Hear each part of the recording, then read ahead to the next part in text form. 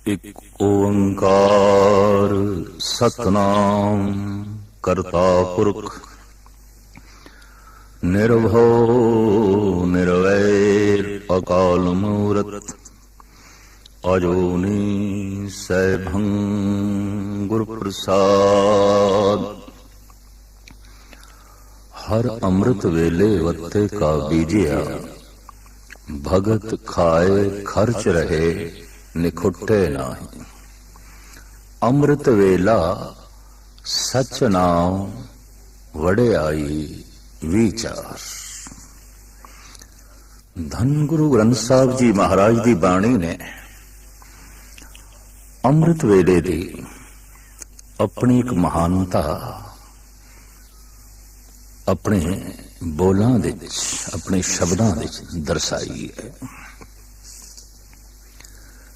दरअसल देखा जाए प्रकृति ने जो साडे शरीर की ये सिरजना की है, इस दे च रुत दा ते वक्त दा अपना प्रभाव है।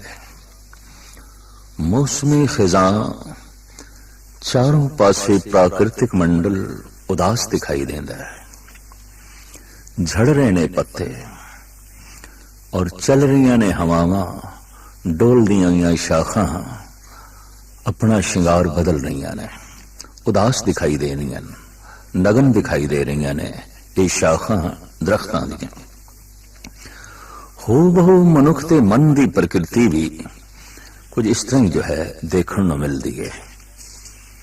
जर्रा जर्रा पत्ता पत्ता खिड़िया होया है। मौसम बहार है। धरती ने मानो बड़ा सुंदर श्रृंगार किया है, किधरे पीले रंग दा, किधरे गुलाबी रंग दा, किधरे चिट्टे रंग दा। इतने सुंदर श्रृंगारमयी वस्त्र धरती दा चप्पा चप्पा सुहावना हो जाता है। ये मौसम बहार मनुख दे मन दे उत्ते भी अपना एक खास असर पांदा है। गर्मी की रुत आ गई है, मन की हालत कुछ और हो गई है, ठंड आ गई है, शरीर ठिठर रहा है। तो रुत तो और समय तो मन प्रभावित है, तन प्रभावित है। सर्दी आ गई है, सानू कपड़े बदलने पैंदे ने, मोटे कपड़े गर्म कपड़े लबने पैंदे ने। और गर्मी मजबूर कर देंदी है गर्म कपड़ियां नू एक पासे करन ते। हू बहु जो समा है, दिन दे 4 पैर, रात दे 4 पैर, जिथे रुत दा असर है, मौसम दा तन ते मन ते असर है, उथे 4 पैरां दा जिसनू समा कहंदे ने, वक्त कहंदे ने, इसका भी मन दे उत्ते तन दे उत्ते अपना प्रभाव है। आद काल तो संत जना दी पकड़ विच आई एक गल कि रात का जो चौथा पैर है, अगर मनुख समय सिर वाकई रात दे पहले पैर दे अंत होंदे होंदियां सौ गया है, तो शरीर दी नींद रात दे चौथे पैर दे आरंभ होंदियां संपूर्ण हो जाती है, अखां खुल जांदियां। यह गल वखरी है। अगर मनुख समय के मुताबिक सुता नहीं तो फिर मुश्किल है कि अमृत वेले ये उठ सके। वक्त सिर सौ गया है नियम पूर्वक तो प्रकृति जगा देंदी है। असी देखते हैं प्रकृति पंछियों नू जगा देंदी है, पशुओं नू जगा देंदी है, क्योंकि उन्हां दी नींद सुभाविक है, प्राकृतिक है। रात दे पहले पैर दे अंत होंदे आउंदियां चिड़ियां, पंछी, पशु करीबन करीबन सो जाते हैं। रात दा चौथा पैर आरंभ होया है। चहचहांदे हुए पंछी उठ बैठते ने, गऊआं उठ बैठदियां ने, बछड़े बोलन लग पैंदे ने गऊआं दे। सारे दा सारा पशु जगत समय तो प्रभावित है। वक्त सुलांदा है, वक्त जगा देंदा है। मनुख ने अपनी नींद नू प्राकृतिक नहीं रहन दिता और किधरे किधरे अपने जागण नू भी प्राकृतिक नहीं रहने दिता। वैसे तो देखा जाए ਇਹਦਾ ਖਾਨ ਪਾਨ ਪਹਿਰਾਨ ਵੀ प्राकृतिक नियम के मुताबिक नहीं है। यही कारण है कि जैसे मनुख प्रकृति तो दूर होंदा गया, परमात्मा तो भी दूर होंदा गया। परमात्मा के निकट आने लई इसनूं प्रकृति के निकट आना ही पेगा, प्रकृति के प्रभाव नूं कबूल करना ही पेगा और उहदी नियमावली नूं जिंदगी का अंग बनाना ही पेगा। तो बहुत पुराने समय तो जो अध्यात्मिक चिंतन करते सन, हर वक्त मन नाल जिन्हां दी घोल रहिंदी सी, मन की साधना ते तल ते जीण वाले अंतर्मुखी पुरुष, उन्हां दी पकड़ दे आया रात दा चौथा पैर भजन लई बड़ा सहायक है, बहुत सहायक है, मदद करता है। कहंदे ने ढंग नाल भोजन कीता होवे रात नूं तो भोजन आलस पैदा करके नींद लियाउंदा है। ये नींद उस भोजन नूं पचा देंदी है और जब नींद पूर्ण तौर ते पचा देंदी है, भार हल्का होंदा है, आलस मध्यम होंदा है, ये जाग पैंदा है। दोबारा शरीर नूं भोजन दी लोड़ है ते हुण शरीर नूं भजन दी भी लोड़ है। मन भजन भी चाहता है। इस समा कहंदे ने 100 लुकमे दिन दे ते 1 लुकमा सुबह दा। सारी दिन दी साधना ते अमृत वेले दे 1 पल दी साधना बराबर हो जाती है। समा मदद करता है। धन गुरु नानक देव जी महाराज ते साफ कहंदे ने, जे एक होए तां उगवे, रुती हो रुत होए। एक ते बीज ठीक होवे, मुकम्मल होवे, पर बीजण वाली रुत भी ते चाहिदी है। मौसम दे अनुकूल जो किसान बीज नहीं बीजदा, सही ढंग नाल प्रफुल्लित भी नहीं होंदा, वो पूर्ण फसल नाल अपने घर दे कोठे भर भी नहीं सकेगा। तो ये जो रात दा चौथा पैर है, इसनूं साडे देश दे प्राचीन सनातनी ऋषियां ने कहा ये ब्रह्म मुहूर्त है, ब्रह्म दे चिंतन दा समय है, ब्रह्म नाल जुड़न दा वक्त है। इसनूं धन गुरु नानक देव जी महाराज ने अमृत वेला आख्या। ऐसा समा जद अमृत दी वर्षा हो रही है।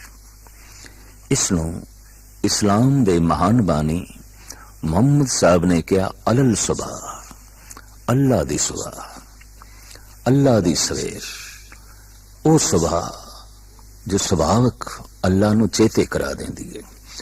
थोड़ी जिहां भी किसी मनुख दे अंदर अंतर्मुखी होने की जागृति है तो यह समा बहुत मदद करता है, बहुत मदद करता है। धन गुरु रामदास जी महाराज का फरमान, हर अमृत वेले वत्थे का बीजिया, भगत खाए खर्च रहे निखुटे ना। अंतिश करन दी धरती दे जो अमृत वेले नाम दा बीज बो छड़दा है, बरकतां नाल झोलियां भर जांदियां ने। वो लोक परलोक अपना सुहेला कर लेंदा है। इस समय जो जागे है और इस समय जो बंदगी विच लीन होया है, दुनिया भर दे बंदगी दे पुगे हुए पुरुष संत जन उस साधक तो फिदा जांदे ने। अवतारी पुरुष भी जो है सदके जांदे ने। भाई साहब भाई नंदलाल ते कहंदे ने, शबद कुर्बान खाके राहे संगत, दिले गोया हमी बस आरजू करत। एक कोई आरजू रह गई है, हे गुरुदेव अमृत वेले ਜਿਹੜੀਆਂ ਸੰਗਤਾਂ ਤੁਹਾਡੇ ਮਾਰਗ ਤੇ ਚੱਲ ਪੈਂਦੀਆਂ ਨੇ, ਉਹਨਾਂ ਦੇ ਕਦਮਾਂ ਦੀ ਖਾਕ ਮੈਨੂੰ ਬਣਾ। ਉਹ ਕਦਮ ਬੜੇ ਪਾਵਨ ਨੇ, ਉਹ ਚਾਲ ਬਲੀ ਮਹਾਨ ਹੈ। ਅੰਮ੍ਰਿਤ ਵੇਲੇ ਦੀ ਚਾਲ ਗੁਰੂ ਦੀ ਤਰਫ दरअसल परमात्मा की चाल है। ये परमात्मा की तरफ चलना है और ये परमात्मा तक पहुंचने का एक महान वसीला है।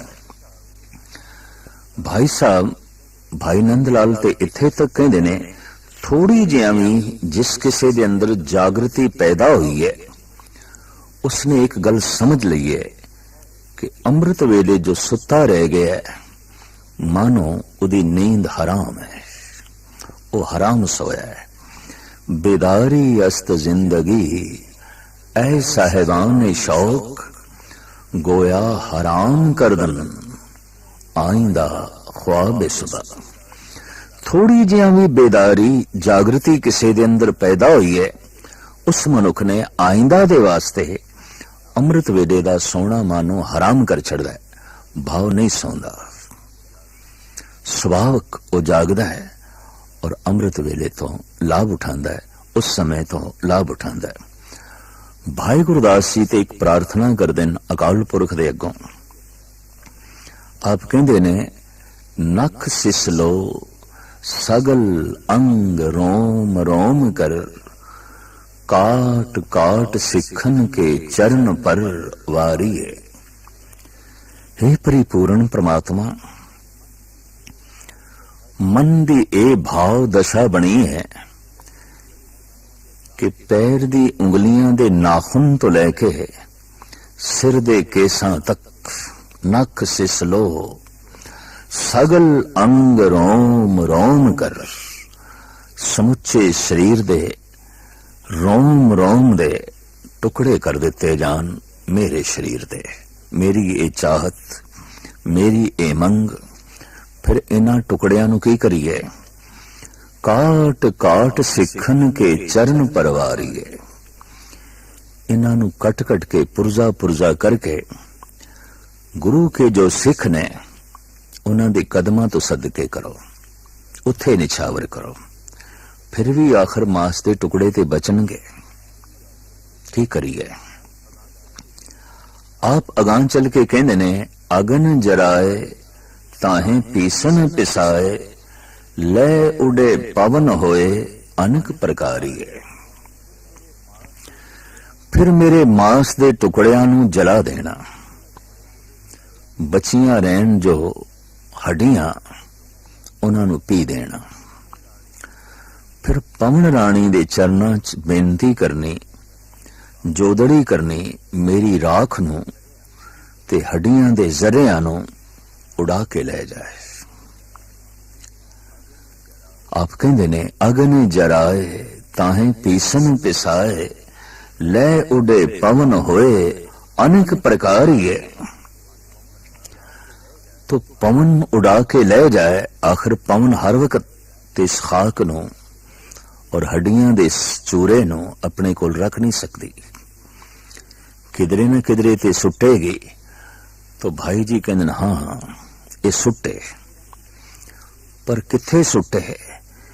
जत कथ सिख पग धरे गुरु पंथ प्रात, ताहू ताहू मार्ग में भस्म को डारिए। जिधर किधरे किसी भी शहर दे, किसी भी कस्बे च, किसी भी थां ते सिख अमृत वेले उठ के सत्संग दी तरफ चल पिया। पवन राणी नूं कहना, मेरी मांस दी खाक ते हड्डियां दे चूरे नूं उसदे कदमां दे च विछावे, उसदे रस्ते दे च विछावे। जत कत सिख पग धरे गुरु पंथ प्रात, ताहू ताहू मार्ग में भस्म को डारिए। तह पद पावकत चरण लिव लागी रहे, दया के दयाल मोहे पतत उधारिए। हे परिपूर्ण परमात्मा, इस तरीके नाल मैं पतत दा भी उधार हो जाएगा।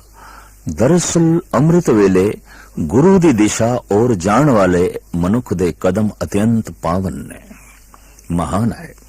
चाहो नाल उमंग नाल जो समय सत्संग दी तरफ चल पिया, जुड़ के कीर्तन सुन रहे है या बैठ के वाहिगुरु मंत्र दा जप कर रहे है, देवी देवते उस तो फिदा जांदे ने, कुर्बान जांदे ने, सदके जांदे ने। भाई गुरदास जी ने इस संबंध विच जो एक पौड़ी की रचना की है, बेशकीमत है और बेमिसाल है। आप कहंदे ने, चरणों दुख होए सुरसरी, तज बैकुंठ जगत विच आई। सुरसरी गंगा, मिथ ये कह रही है कि गंगा ब्रह्मे दे करमंडल दा जल है, विष्णु दे चरनां दा जल है, शंकर दियां जटावां दा जल है। ऐसा साडे देश दे प्रचलन है इस मिथ दा। करमंडल दा पानी विष्णु दे चरनां ते डोले है ब्रह्मे ने, ये जल आन के गिरे है शंकर दियां जटावां च, और उस दे चों ये निकली गंगा दी धार।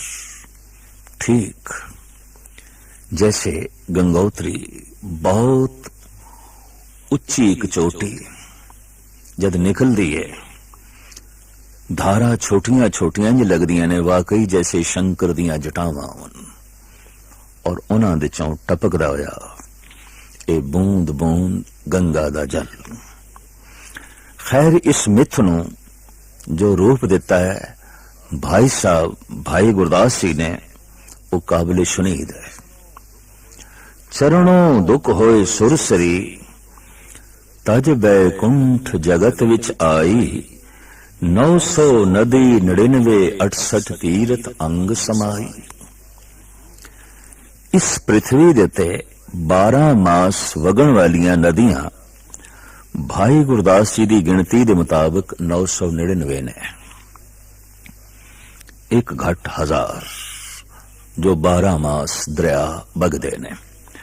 भाई जी कहने ने 999 नदियां दे चों गंगा सिरमौर है, उसदे जल की अपनी खूबी है।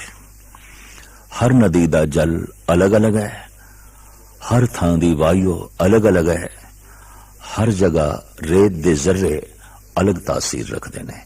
यही कारण है कि जद कदी किसी का कोई रोग औषधियां नाल ठीक ना होवे तो पुराने हकीम कह दिता करते सन, तू आबो हवा बदल ले, पानी बदल ले, हवा बदल ले, टिकाणा बदल ले। और ऐसा देखने दे आया है, वाकई टिकाणे दे बदल दिया, आब हवा दे बदल दिया, वो तंदुरुस्त होया है, वो ठीक होया है। हवा किसी शरीर लई अमृतमयी हो सकती है, जल किसी शरीर लई अमृतमयी हो सकता है। गंगा दा जल शरीर लई इतना लाभकारी मनिया गया कि प्राचीन जो वैद सन, हकीम सन, शरीर शास्त्री सन, उन्हां दी रसना तो निकले ते अमृत है। ये ते शरीर लई लाभकारी है। दरअसल आत्म चिंतन करने लई अगर शरीर ठीक नहीं तो फिर मन दा आत्म चिंतन करना भी कठिन है, औखा है। शरीर दा स्वस्थ होना लाजमी एक शर्त है कि शरीर नूं स्वस्थ रखण दे गंगा दा जल वाकई अमृत दा ही काम करदा सी, एक महान औषधि दा काम करदा सी। बहुत सारियां खूबियां इस विच देखियां गईयां। जड़ी बूटियां नाल स्पर्श करदी हुई ये धारा जद मैदानी इलाके विच आउंदी है तो जड़ी बूटियां दा रस ते उन्हां दी तासीर भी लेके आउंदी है। जद इसका कोई पान करदा इस जल दा तो शरीर नवा नरोआ हुंदा है, शरीर दे उत्ते इस जल दा अमृतमई प्रभाव पैंदा है।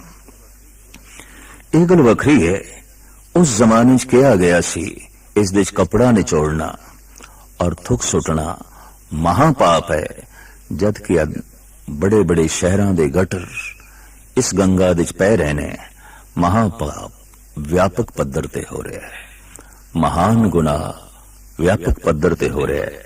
अमृतमयी जल नूं किसी हद तक विष बनाया जा रहा है। मनुख ने जैसे अपना जीवन विष बना लिया है, ये अमृतमयी हवा नूं, अमृतमयी जल नूं थां थां ते विष बनाने दे जो है तुलिया होया है। किधरे दी हवा खराब की थी और किधरे नदी नालियां दे जल दे प्रवाह नूं इसने खराब किया है, गंदा किया है, मलिन किया। खैर ये एक अलग विषय है। ये जल अमृतमयी है। इस वास्ते भाई साहब भाई गुरदास जी कहते ने 999 नदियां दे चों गंगा सिरमौर है। 900 नदी 99 68 तीरथ अंग समाई। 68 ਤੀਰਥ ਇਸ ਦੇ ਕਿਨਾਰੇ ਤੇ ਬਣੇ ਹੋਏ ਨੇ। ਦੇਵ ਪ੍ਰਯਾਗ, ਰੁਦਰ ਪ੍ਰਯਾਗ, ਕਰਨ ਪ੍ਰਯਾਗ, ਰਿਸ਼ੀਕੇਸ਼, ਹਰਿਦੁਆਰ, ਬਨਾਰਸ, ਪ੍ਰਯਾਗਰਾਜ ਦਾ ਸੰਗਮ ਇਤਿਆਦਿਕ ਛੋਟੇ ਵੱਡੇ ਤੀਰਥ ਇਸ ਦੇ ਤੱਟ ਤੇ ਬਣੇ ਹੋਏ ਨੇ। ਤੀਰਥਾਂ ਦੀ ਸ਼ੋਭਾ ਬਣੀ ਹੋਈ ਹੈ। ਤੀਰਥ ਗੰਗਾ ਦੇ ਤੱਟ ਤੇ ਸੁਭਾਇਮਾਨ ਦਿਸ ਰਹੇ ਨੇ। ਥਾਂ ਥਾਂ ਤੇ ਤੀਰਥਾਂ ਤੇ ਜਾ ਕੇ ਲੋਕੀ ਆਪਣਾ ਤਨ ਮਨ ਇਸ਼ਨਾਨ ਦੁਆਰਾ ਸਹੀ ਕਰਨ ਦੀ ਕੋਸ਼ਿਸ਼ ਦੇ ਵਿੱਚ ਲਗੇ ਰਹਿੰਦੇ ਨੇ। तो भाई जी कहने 68 तीरथ गंगा दे तट ते बने हुए ने। 68 तीरथ अंग समाई तेहलो की परवान है, महादेव लै सीस चढ़ाई। इस दी महिमा 3 लोकां दे है और शिव जी ने इसनों अपने मस्तक दे स्थान दिती। देवी देव सरेवड़े जय जयकार बड़ी बड़े आई। बड़ी महिमा है, बड़ी उपमा है। देवी देवते तक उपासना करते ने, नमस्कार करते ने। जद वगदा होया इतना अमृतमयी जल, इतनी वड्डी धारा, तो दिस पैंदा है प्रभु दी बहुत वड्डी बख्शिश, बहुत वड्डी रहमत। कहंदे ने सालां बद्दी भी गंगा दा जल बोतलां च रख दईए, गंदा नहीं होंदा, बदबूदार नहीं होंदा, वो अपनी असलियत गवांदा नहीं। ऐसी एक औषधि है। जैसे जैसे पुराना होंदा जाए उहदे च नवीनता निखार आंदा जांदा है। तो वाकई ये जल जल ना होके अमृत है। लेकिन हुण भाई साहब, भाई गुरदास जी जो अपना नजरिया अंकित करते ने, वो भी अपनी महानता रखता है। सन गंगा बैकुंठ लख, लख बैकुंठ नाथ लेवलाई। एक गंगा नहीं लखा, और एक ब्रह्मे दे करमंडल दा जल नहीं, लखां ब्रह्मंड है करमंडल दा जल जो ब्रह्मे दे हथ दे चोवे। एक शिव जी नहीं, लखां ही शिव जी दे मस्तक दा जल, और एक विष्णु नहीं, लखां ही विष्णु दे चरना दा जल। सन गंगा बैकुंठ लख, और एक बैकुंठ नहीं, लखां बैकुंठ, लखां गंगा, लखां विष्णु दे चरना दा जल, लखां ही शिव जी दे मस्तक दा जल, और लखां ही ब्रह्मिया दे करमंडलां दा जल। सन गंगा बैकुंठ लख, लख बैकुंठ नाथ लिवलाई। साधु धूर न पुजने, साध संगत सतगुरु शरनाई। अमृत वेले सत्संग विच बैठ के जो अपने मन की साधना कर रहा है और सुरत शब्द दे जोड़ के बैठा है, भाई गुरदास जी कहते उस दे कदमां तो लखां गंगा कुर्बान कीतियां जा सकदियां, सदके कीतियां जा सकदियां। वो इतना महान है। फिर सतगुर दी बाणी ते खुल के कहती है, जन के चरण तीरथ कोट गंगा। ऐसा जो पुरुष है उहदे चरनां दी जिहड़ी धूड़ है मानो करोड़ां गंगा दा इशनान है। उसका आत्म चिंतन अमृत वेले दा चरण जिथे रखेगा रेत दे जरियां नूं अक्सीर बना देगा। इतनी महानता है उस समय साधना करन दी। देखिया जाए पंछियां दे खूबसूरत नगमे उस समय सुनन नूं मिलदे ने, चहचहाट, कलोल, खेड़ा ते खुशी। ऐसे समय अगर कोई सुता रह गया तो उस तो ज्यादा होर कोई बदकिस्मत नहीं है। और उस समय जो उठ बैठा है आत्म चिंतन लई रूहे जमीन दे, उस तो ज्यादा खुशकिस्मत लभना भी औखा है। वो महान खुशकिस्मत मनुख है। धन गुरु नानक देव जी महाराज दा फरमान, परिपूर्ण परमात्मा दे चरना दे सब तो वड्डी जिहड़ी भेंट है वो भेंट अमृत वेला ही है। बस उस समय नूं तू परमात्मा दे अगों रख भाव। उस समय परमात्मा लई है। धन कमाण दा अलग वक्त, भोजन छकण दा अलग, शरीरक क्रियावां दे अलग समय, और समाजिक संबंध ਆਰਥਿਕ ਰਿਸ਼ਤੇ, ਰਾਜਨੀਤੀ ਦਾ ਵਵੇਲਾ, ਇਸ ਦੇ ਲਈ ਆਪਣੇ ਆਪਣੇ ਸਮੇਂ ਨੇ। ਪਰ ਰਾਤ ਦਾ ਚੌਥਾ ਪੈਰ ਪ੍ਰਭੂ ਨਾਲ ਮਿਲਣ ਦਾ ਸਮਾਂ ਹੈ, ਈਸ਼ਵਰ ਨਾਲ ਜੁੜਨ ਦਾ ਸਮਾਂ ਹੈ। ਇਸ ਸਮੇਂ ਨੂੰ ਤੂੰ ਈਸ਼ਵਰ ਦੇ ਹੀ ਅਰਪਣ ਕਰ, ਪ੍ਰਭੂ ਦੇ ਅਰਪਣ ਕਰ। ਇਹ ਸਮਾਂ ਆਪਣੇ ਕੋਲ ਨਾ ਰੱਖੀ, ਸੁੱਤਾ ਨਾ ਰਹਿ ਜਾਈਂ, ਉੱਠ ਉਸ ਸਮੇਂ। ਔਰ ਇਹ ਉੱਠਣਾ ਇੱਕ ਬੰਦਗੀ ਹੈ, ਉੱਠਣਾ ਇੱਕ ਇਬਾਦਤ ਹੈ। यही कारण है, कह दिता गया ये सुबह सुबह अल्लाह दी है, ये सुबह, ये सवेर, ये मुहूर्त ब्रह्म है, ये समा अमृत वेला है, अमृत की बरखा हो रही है। दरअसल कहने ने उस समय माया सुती पई होंदी है। माया दे सुते रहने तो मुराद यह है, अक्सर लोग सुते पे ने, तो दुनिया जो सुती पई है तो बोल भी बंद ने। करीबन करीबन 90% जो मनुख दे बोल होंदे ने, समाजिक होंदे ने, आर्थिक होंदे ने, राजनीतिक होंदे ने, और उन्हां बोलां दे नाल वातावरण मलीन होंदा है। उन्हां बोलां दीयां तरंगां चारों पासे छा जांदियां ने। नवे नवे इबादत करन वाले बंदे नूं, ध्यान साधना करन वाले बंदे नूं ये बोल और उन्हां बोलां दीयां तरंगां प्रभावित करदियां ने, नाम जुड़न दे बाधा खड़ी कर देंदियां ने। तो जगत ते सुता पे है, ये तरंगां पैदा नहीं हो रही। ऐ मनुख, तो उठ बैठ, अपने अंदरों आध्यात्मिक तरंगां पैदा कर, ताकि परमात्मा की बख्शिश जो बरस रही है ओदा तू पात्र बन सके और अपनी झोली दे जो है पा सके। धन गुरु नानक देव जी महाराज ने इसनूं ऐसा कहा, अमृत वेला सच नाम वड़ियाई विचार। अमृत वेले उठ के सच्चे नाम दा चिंतन ते उस वड्डे दियां वडियाइयां दी विचार तू कर। ये गल वखरी है कि दिन भर भी तू विचार कर सकदा है, पर ओ तरंगां उस विचार नूं गहरा नहीं जान देणगियां जो चारों पासे फैलियां होईयां ने।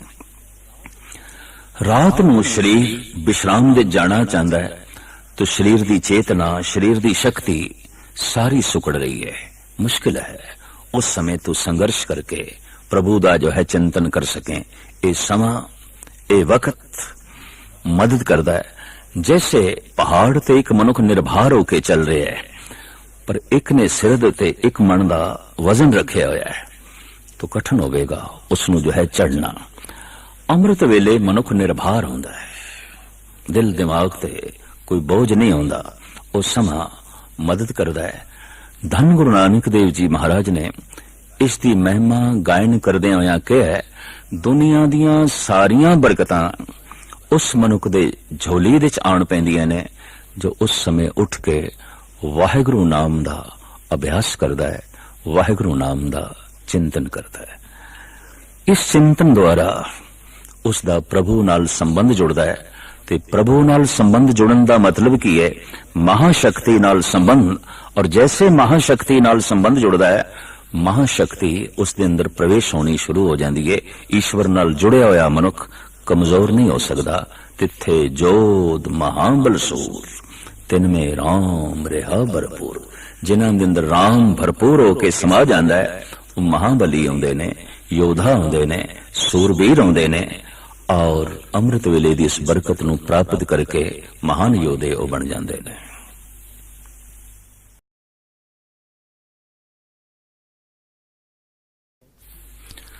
चौथे पैरे सुबह के सुरतियां उपजे चाव, तिन दरियावां सो दोस्ती मन मुख सच्चा नाम। धन गुरु नानक देव जी महाराज दा फरमान, जो गहरे तल दे प्रभु चिंतन करने वाले ने, विचारक ने, दार्शक ने, रात दे चौथे पैर उन्हां दे अंदर उमंग पैदा हो जाती है, तरंग पैदा हो जाती है। चौथे पैरे सुबह के सुरतियां उपजे चाव, तिन दरियावां सो दोस्ती मन मुख सच्चा नाम। उन्हां दी दोस्ती इशनान नाल हो जाती है। उन्हां दे मन दे और उन्हां दी रसना दे मुख दे परमात्मा दा नाम होंदा है, सच नाम होंदा है। इस नाल वो अपने मन नाल संघर्ष करते ने। दरअसल परम पद की प्राप्ति मन नाल संघर्ष करके जितन तो बाद ही प्राप्त होंदी है। जो लोग ऐसा नहीं करते, संघर्षमयी बिरतियां विपरीत दिशा की ओर चल पैंदियां ने। जो इस समय तो लाभ नहीं उठाते और मन तो पार होके परमात्मा के अस्थान ते नहीं पहुंचना चाहते, तो बिरती दा प्रवाह, जीवन शक्ति दा प्रवाह विपरीत दिशा की ओर चल पैंदा है। ऐसे मनुख मन नाल संघर्ष ना करते हुए समाज नाल संघर्ष करने लग पैंदे ने, कानून नाल संघर्ष करने लग पैंदे ने। संघर्ष करने की बिरती ते मनुख दे अंदर है। समाज नाल संघर्ष करना है, संसार नाल संघर्ष करना है। अक्सर ऐसे लोगां नूं रात चाहिदी है, रात दी तारीकी चाहिदी है। पर मन नाल संघर्ष करना है, उजाला चाहिदा है।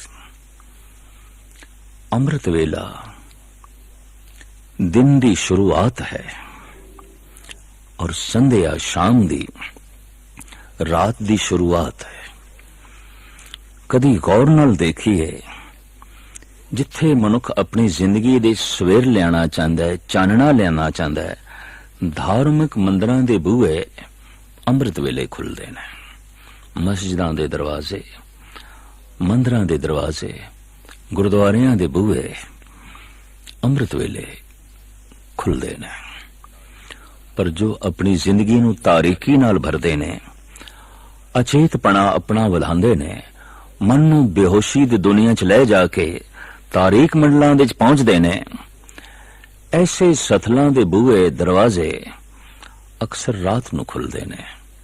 शराबखाने ने, जुए घर ने, वैश्यालय ने, क्लब थिएटर ने, इन्हां दी रौनक रात दी है, रात दी तारीकी दी है।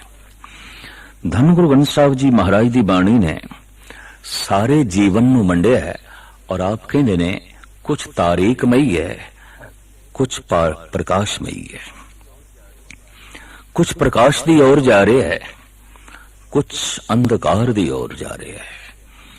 कोई प्रकाश दा प्रेमी है, कोई अंधकार दा प्रेमी है। ऐसा सिर्फ मनुखी दुनिया च ही नहीं, पशु पंखियां दे च भी है। बहुत सारी बनस्पति है रात नूं खिड़दी है, दिन दे उजाले दे च, सूरज दीयां किरणां दे च मुरझाई रहंदी है, कुमलाई रहंदी है। रात की रानी, रात का राजा, हिमालय दे बेशतर फुल और इधर आसाम दीयां पहाड़ियां ते बहुत सारे फुल रात नूं खिड़दे ने और दुनिया उन्हां फुल्लां नूं वेखण वास्ते जांदी है जो रात दी तारीकी दे खिड़दे ने और दिन दे उजाले दे कुमला के झड़ जांदे ने। जीव जंतुओं दा खून पींदे ने। बेशतर दरिंदे रात नूं अपनी शिकार ते जो है चलदे ने। सप रात नूं खुड़दे चों निकल के भरमण करदा है, ठूमे रात नूं ही भरमण करदे ने और दरिंदे रात नूं ही जानवरां ते हमला करके उन्हां नूं चीरदे ने, फाड़दे ने। लेकिन ऐसा भी है, कुछ पशु जगत, पंछी पो फुटदियां उठदे ने और दिन भर अपनी चर्या दे च लीन होके जीवन नूं प्रकाश दे च बतीत करदे ने। सब कुछ प्रकाश दे जो है करके प्रसन्न होंदे ने, खुश होंदे ने। चिड़ी चवगी पो फुटी वगन बहुत तरंग, अचरज रूप संतन रचे, नानक नामे रंग। इधर पो फुटी, इधर चिड़ी ने चहचहाना शुरू कीता, इधर पो फुटी, इधर संत दे मन ने भी चहचहाना शुरू कीता। इधर चिड़िया ने संगीत छेड़िया, इधर संत ने वाहिगुरु दी धुनी छेड़ी। इधर चिड़ी ब्रह्म चिंतन दे चलीन होई, रोज दी क्रिया दे चलीन होई। इधर संत परम आनंद समाधि दे चलीन होया और परम आनंद माणदा होया, प्रभु दी प्रसन्नता दा पात्र बनया। अमृत वेले दी सवेर नाल जिन्हां दा जीवन आरंभ होंदा है, मानो सवेर दे उजाले दे प्रेमी ने, उजाले दे जो है पुजारी ने। उजारे नूं सजदा करदे ने, परिक्रमा करदे ने और झुके रहंदे ने उजाले दे अगों, प्रकाश दे अगों। तो बेशतर पशु ने, पक्षी ने जो दिन नाल अपना संबंध जोड़ते ने। जिथे पशु जगत, कीड़े मकोड़ियां दा जगत, पंछियां दा जगत इस तरह वंडिया होया है, मनुखी दुनिया भी वंडी हुई है। जिहड़े जीवन प्रकाशमयी ने, प्रकाश नाल प्रेम करते ने, ये अक्सर सवेरे ही खिड़दे ने और सवेर इन्हां नूं खेड़ा देंदी है। पर जिहड़े जीवन तारीखमई ने, पूर्वले संस्कारां करके ये रात नूं ही खिड़दे ने, दिन नूं कुमलाए रहंदे ने, मुरझाए रहंदे ने, ये रात नूं ही खिड़दे ने। रात इन्हां नूं खेड़ा देंदी है, रात इन्हां नूं हुलास देंदी है। और इस तरह के लोगों ने क्लब, थिएटर, जुए खाने, वैश्यालय ते शराब खानियां नूं जन्म दिता है। ये लोग ही इन्हां दी रौनक ने और ये रौनक रात नूं बनदी है। सारा जीवन इसे तरीके दे नाल जो है आपस दे जो है वंडे होया है। एक दिन दी सवेर नाल, एक रात दी तारीकी नाल जो है जुड़े होया। तो एक गल स्पष्ट हो गई, छोटियां छोटियां घटनावां जिंदगी दे बहुत वड्डे पलटे लियाउंदियां ने। ये सवेर दा थोड़ा जिहा आनंद, थोड़ी जिहा आनंद दी झलक भी जिस दे अंदर पैदा हो जाती है, वो पूर्ण प्राप्ति दे मार्ग ते चल पैंदा है। तो उसनूं एक गल दी समझ आ जाती है, मन नाल संघर्ष कीते बिना उस परम आनंद दी प्राप्ति करनी बहुत औखी है। बाधा मन दी है, रस्ते च रुकावट मन दी है, और कुछ भी नहीं। रात की तारीकी दा जिन्हां दा जीवन है, कई दफा इन्हां दे मन इतने तारीकमई हो जाते ने, पशु पक्षियों की तरह हिंसक हो जाते ने। जैसे उल्लू रात नूं सुते पंछियां दे आलणियां च जाके अंडे चुक लैंदा है, छोटे छोटे उन्हां दे बच्चे चुक लियांदा है, खांदा है।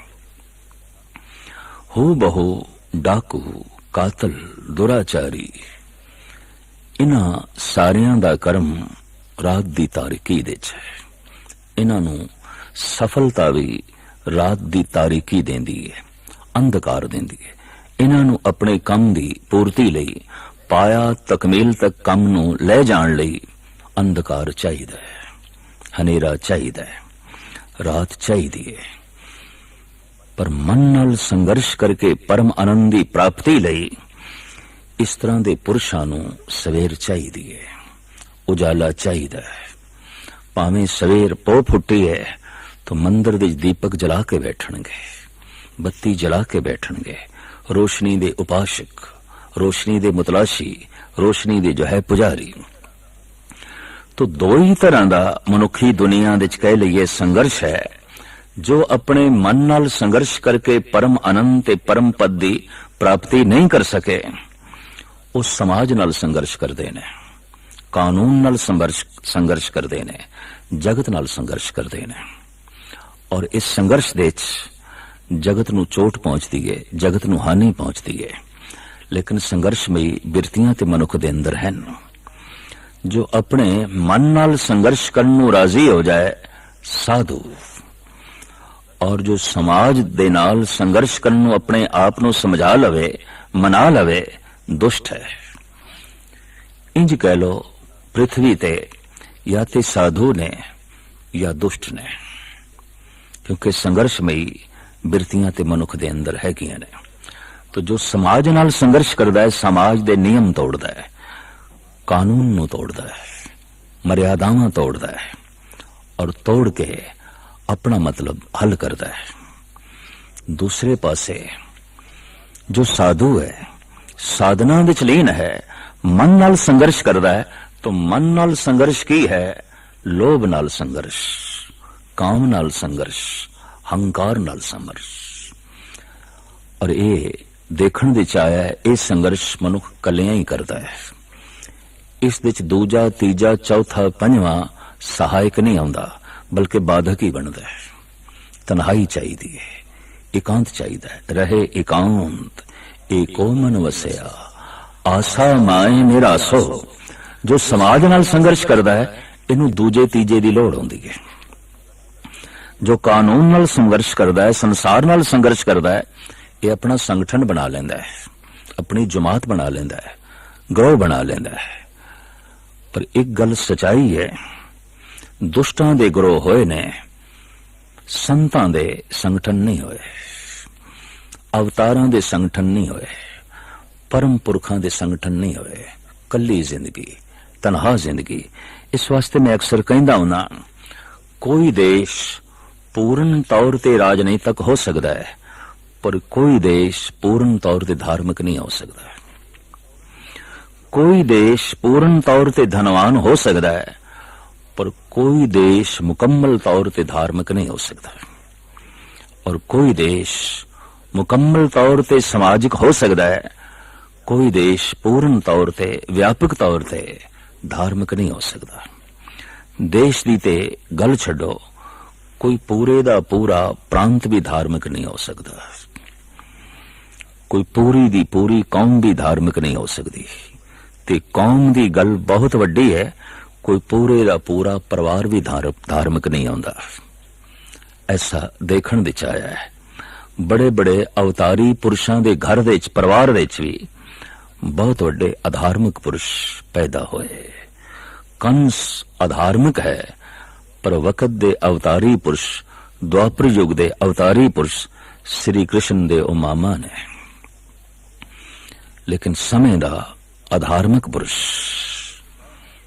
प्रहलाद दे पिता ने हरनाकश अधार्मिक पुरुष। धन गुरु अर्जन देव जी महाराज दे वड्डे भराता ने बाबा पृथी चंद गुरमत तो बिल्कुल उल्ट। गुरु अर्जन देव जी दे विरोधी, सच दे विरोधी, कोमल हुनरां दे विरोधी, धर्म दे विरोधी। पूरे दा पूरा परिवार भी धार्मिक होवे, इतिहास दे ऐसा देखण नूं नहीं मिलदा। मीरा धार्मिक है, उसका पति नहीं है। सुकरात धार्मिक है, उसकी पत्नी नहीं है। पर हां, पति धनवान है, पत्नी धनवान है। पिता धनवान है, पुत्र धनवान है। सारा परिवार धनवान हो सकता है, सारी कौम धनवान हो सकती है। जैसे कहंदे ने रूहे जमीन दे जिथे जिथे यहूदी वस रहे ने धनवान ने, चोटी दे धनवान ने। तो कोई उम्मत पूरी दी पूरी धनवान हो सकती है, गुणवान हो सकती है। कोई देश पूरे दा पूरा संपन्न हो सकता है, शक्तिशाली हो सकता है, धनवान हो सकता है। रूहे जमीन ते अज तक एक घाट बनी हुई है। कोई पूरे दा पूरा देश धार्मिक नहीं होया, कोई पूरे दा पूरा परिवार धार्मिक नहीं होया। धर्म व्यक्तिगत है, निजी है। प्यो नूं धन मिल जाता है तो समझ लो पुत्र नूं मिल गया है। पर पिता समाधि लीन हो गया है, लाजमी नहीं पुत्र समाधि लीन होगा। पुत्र समाधि लीन हो गया है तो हुण लाजमी नहीं कि परम आनंद पिता दी झोली दे भी जो है पै जाएगा। तो ये निजी है। और यही कारण है कि मन नाल जद कोई संघर्ष करन नूं चलदा है तो पिता सहायक नहीं होंदा, ना पत्नी सहायक बनदी है, ना भरा सहायक बनदा है, ना पुत्र सहायक बनदे, बन ही नहीं सकते। अंदर दी दुनिया दे ये सारा परिवार, ये कौम, ये देश प्रवेश ही नहीं कर सकता। मन नाल संघर्ष कलियां करना पेगा। इस वास्ते सत्यवादियों दे टोले नहीं होंदे, डाकुआं दे टोले होंदे ने, दुष्टां दे गिरोह होंदे ने, चोरां दे गिरोह होंदे ने, संतां दे नहीं। तनहा कल्ले टावा टावा कहंदे ने चंदन तरना बन बन साधना पुर पुर माए। हर जंगल विच चंदन दा वृक्ष नहीं है। हर गांव दे हर शहर दे कोई पूर्ण संत नहीं है। किधरे किधरे जंगल विच चंदन है, किसी किसी शहर विच कोई एक अद संत है, बैठा है, अपने मन नाल संघर्ष करके परम आनंद की प्राप्ति दे लीन है, परमात्मा तक पहुंचने की जो है कोशिश दे लीन है। तो जेड़े जेड़े लोग मन नाल संघर्ष ना कर सके, वो संसार नाल संघर्ष करन नूं तत्पर हो गए और उन्हां लई समा मददगार बनिया रात दी तारीकी। रात दी तारीकी तो जो डर पैदा हो गया, जो खौफ पैदा हो गया, दरअसल रात खौफनाक नहीं है। रात दी तारीकी दे डाकू, दुराचारी, चोर उस तारीकी दा लाभ उठा के अपना काम करते हैं। यही कारण है रात डरावनी बन गई, रात भयानक बन गई। रात दी तन्हाई दे किसे एक पासे जाना कोमल लोगां लई औखा हो गया, कठिन हो गया। क्यों? रात दी तारीकी दे चोरां दे ग्रोह हो सकते ने, डाकुआं दे ग्रोह हो सकते ने, दुराचारियां दे ग्रोह हो सकते ने। रात भयानक हो गई, रात डरावनी हो गई। जिन्हां ने भी समाज नाल संघर्ष कीता, कानून नाल संघर्ष कीता और दुनिया नूं दुखद कीता, उन्हां ने रात दी तारीकी नूं वरतिया। जिन्हां ने अपने मन नाल संघर्ष कीता ते परम आनंद दी प्राप्ति कीती, उन्हां ने अमृत वेले तो मदद लई, सुबह तो मदद लई, अल्लाह दी सुबह, ब्रह्म मुहूर्त तो मदद लई, अमृत वेले तो मदद लई। और वाकई उस समय ने मदद की थी, बड़ी भारी मदद की थी और बहुत वड्डी सौगात उस पुरुष दी झोली च पा दी। उस समय ने सहायक बन के, मददगार करके बन के तो होया कि जीवन अमृतमयी हो गया, बोल अमृतमयी हो गए, दृष्टि अमृतमयी हो गई। अमृत वेले ने रोम रोम नूं अमृत कर दिता, अमृत वेले ने दृष्टि नूं अमृत कर दिता, अमृत वेले ने स्रोत नूं अमृत कर दिता, अमृत वेले ने रसना नूं अमृतमयी कर दिता, अमृत वेले ने दिल दिमाग नूं अमृतमयी कर दिता। सोचनी अमृतमयी हो गई, बोलनी अमृतमयी हो गई, वेखनी अमृतमयी हो गई। भावें प्रभु चिंतन नाल ये सब कुछ होया, पर मदद अमृत वेले दी, ब्रह्म मुहूर्त दी, अलल सुबह दी। किन्ने खुशकिस्मत लोग ने हो जो इस समय तो लाभ उठा के अपने मन नाल संघर्ष करन नूं जुट पैंदे ने।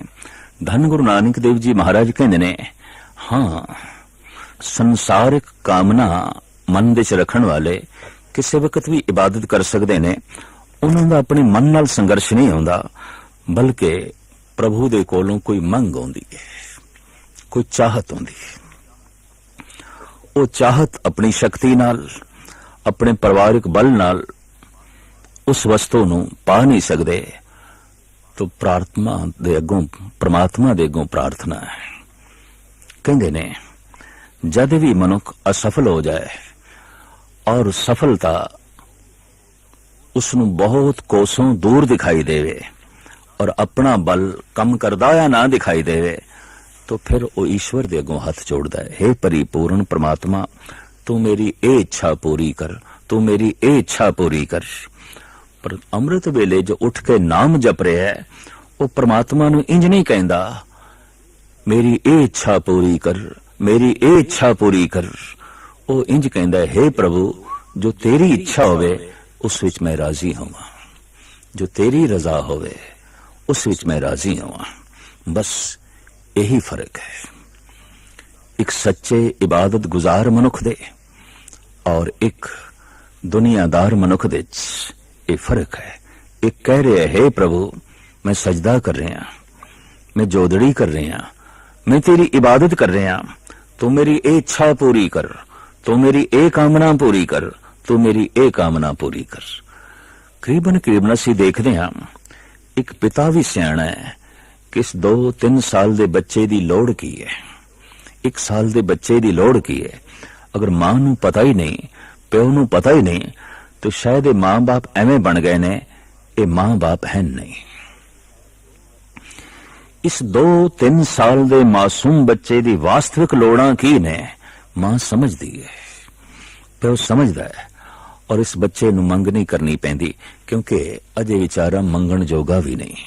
मां पूरी कर दी है उसकी मंगा नूं, पिता पूरा कर रहा है उसकी जो है लोड़ां नूं। जगत पिता परमात्मा नूं क्या वाकई नहीं पता कि साडी लोड़ां की ने, साडी चाहत की है। और ਸਮੇਂ ਦੇ ਮੁਤਾਬਕ, ਉਮਰ ਦੇ ਮੁਤਾਬਕ, ਜੀਵਨ ਦੇ ਮੁਤਾਬਕ ਸਾਡੀਆਂ ਲੋੜਾਂ ਕੀ ਹੋ ਸਕਦੀਆਂ ਨੇ। ਅਗਰ ਇਹ ਸਭ ਕੁਝ परमात्मा ਨੂੰ ਪਤਾ ਹੀ ਨਹੀਂ तो जैसे ਉਹ ਪਿਤਾ ਨਹੀਂ ਕਹਿਲਾ ਸਕਦਾ, ਜੋ 2-3 ਸਾਲ ਦੇ ਬੱਚੇ ਦੀਆਂ ਲੋੜਾਂ ਨੂੰ ਨਹੀਂ ਸਮਝਦਾ, ਉਹ परमात्मा ਵੀ कैसा परमात्मा ਹੋਵੇਗਾ। ਔਰ ਕਿਉਂ ਕਰ ਉਸ ਨੂੰ परमात्मा ਆਖਿਆ ਜਾਏ ਜਿਸ ਨੂੰ ਜੀਵਾਂ ਦੀ ਲੋੜਾਂ ਦਾ ਹੀ ਨਾ ਪਤਾ ਹੋਵੇ। ਦਰਅਸਲ ਸਭ ਦੀਆਂ ਲੋੜਾਂ ਦਾ ਉਸ ਨੂੰ ਪਤਾ ਹੈ, ਸਭ ਦਾ ਉਸ ਨੂੰ ਪਤਾ ਹੈ, ਔਰ ਸਭ ਦੀ ਝੋਲੀ 'ਚ ਲੋੜਾਂ ਦੇ ਮੁਤਾਬਕ, ਉਸ ਦੀ ਲੋੜਾਂ ਦੇ ਮੁਤਾਬਕ ਉਹ ਵਸਤੂਆਂ ਪਾਉਂਦਾ ਹੈ।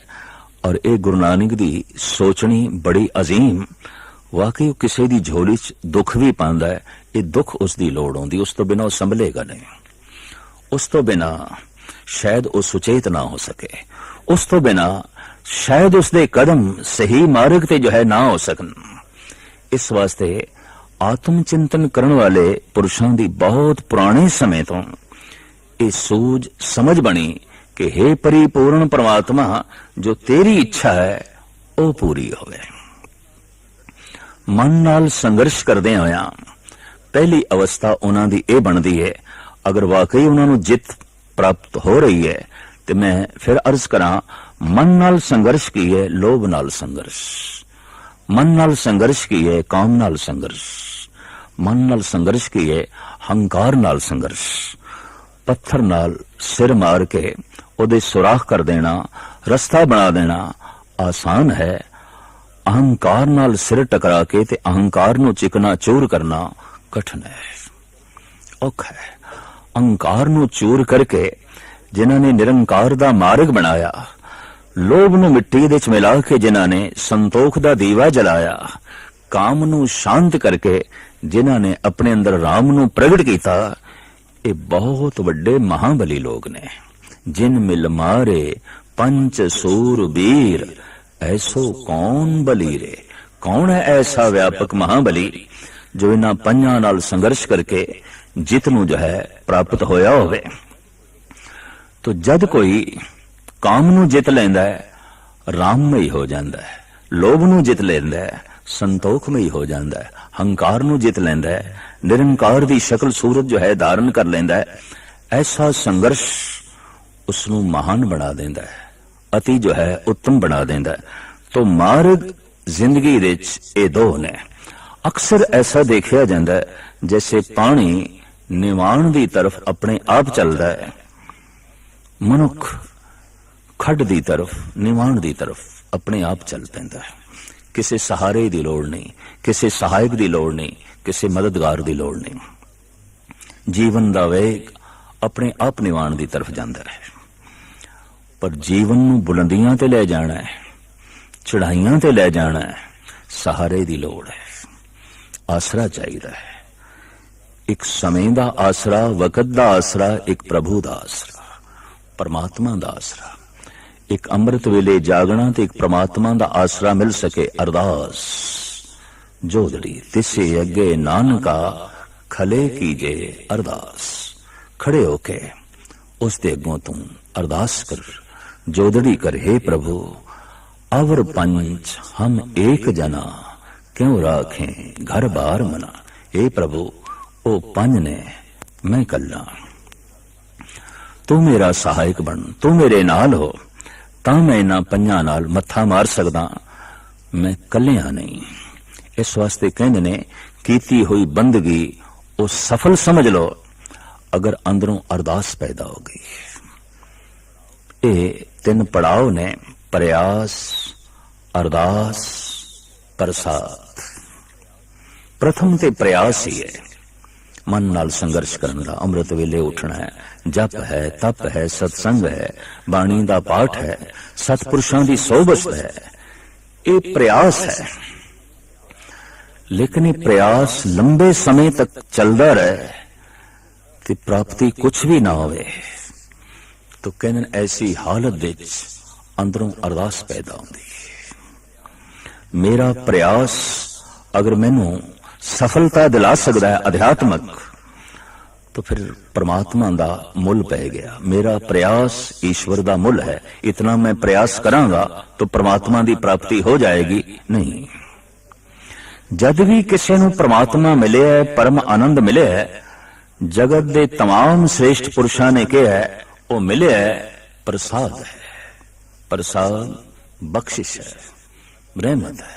साडा प्रयास कुछ भी नहीं, उहदा प्रसाद है, उहदी बख्शिश है। इहदी बैरूनी रूप रेखा गुरु घर विच बड़ी सोहनी देखण नूं मिलदी है। पहले कथा कीर्तन दा सुनना है, सेवा करनी है, दान पुण्य करना है, ये सारे दा सारा प्रयास है। ये फिर प्रयास ले जाता है अरदास तक, और अरदास तो बाद की है हत्थां च पै जाता है प्रसाद। प्रसाद तो बाद फिर कुछ नहीं, प्रसाद लेके जाओ अपने घर नूं। प्रसाद अखीर है, प्रसाद दे अखरी अर्थ बख्शिश, रहमत। जद भी कोई समाधि लीन होया है, जद भी किसी दी जिंदगी दे च मिठास भरी है, उसने यही आख्या है प्रसाद, बख्शिश, रहमत। तो पहले ते प्रयास है, उद्यम है।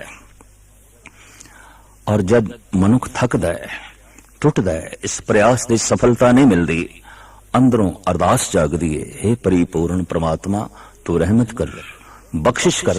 जैसे ये अरदास निकलती है जिंदगी च इको ही दफा निकलती है, क्योंकि पूर्ण हो जाती है। बिरथी कदे ना हो वही जन की अरदास, रोम रोम उसका अमृत नाल भर जाता है। और वो कह उठता है तेरा प्रसाद तौ प्रसाद, तौ प्रसाद, गुर प्रसाद, गुर प्रसाद। हे गुरु ये तेरा प्रसाद है, तेरी बख्शिश है। हे प्रभु तौ प्रसाद, ये तेरी रहमत है, तेरी बख्शिश है। धन ने ओ पुरुष जो समय अनुसार अमृत वेले नूं समझ के उस वक्त उठ बैठते ने ते मन नाल संघर्ष करने लई राजी हो जाते ने। वाहिगुरु मंत्र दे जप द्वारा अपने आप नूं अरदास तक ले जाते ने ते परमात्मा दे प्रसाद दे पात्र बन जाते ने। सतगुरु ये प्रसाद सारियां दी झोली च पावे और सारियां दी जिंदगी नूं अमृतमई बनावे।